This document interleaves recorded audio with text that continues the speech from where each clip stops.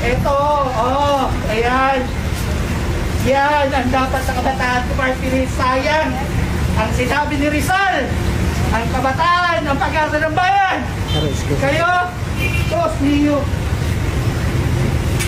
Maraming salamat sa pagpunit ng aming mga proyekto.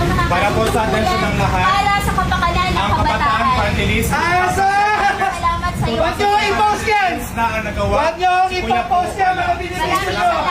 Titigyan nyo lang ito ng pagkakataon nitong mga walang kwenta na ito sa lipunan. Ng libreng TikTok. Huwag!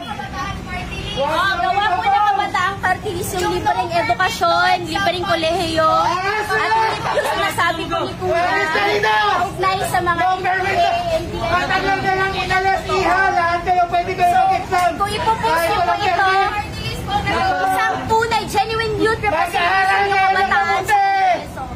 Maraming salamat po. Maraming salamat. Umalis ka na sa Dahil sa ganyan po ninyong walang respeto sa pakikipag-usap sa mga kabataan. Kayo nagkakaroon ng respeto sa mga kabataan at mga magulang na kinuha yung mga kabataan ng mga anak nila.